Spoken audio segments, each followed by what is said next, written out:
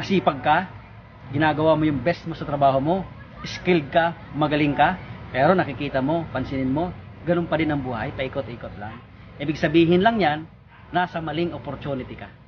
Kapag ka nahanap mo yung tamang opportunity, na kahit ibigay mo yung best mo, yung galing mo, yung sipag mo, worth it. Tama? Meron sa panahon ngayon. Yung kailangan mo lang, hanapin yon. Kailangan mo lang mag-try at mag-try sa mga opportunity na dumarating sa'yo.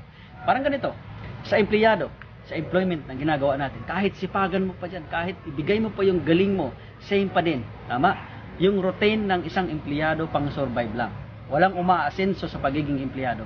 Hanapin mo yung tamang opportunity na darating ang time, magkakaroon ka ng time and financial freedom na kahit wala ka nang ginagawa, tuloy-tuloy pa rin ang kita mo at tuloy-tuloy pa rin na mababago ang buhay mo. Parang sa negosyo. Negosyo, bakit negosyo talaga? Sa panahon kasi ngayon, kailangan mo talaga magnegosyo. Tama?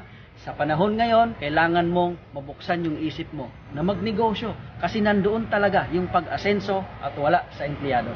Alam kong magaling ka. Alam kong kaya mo.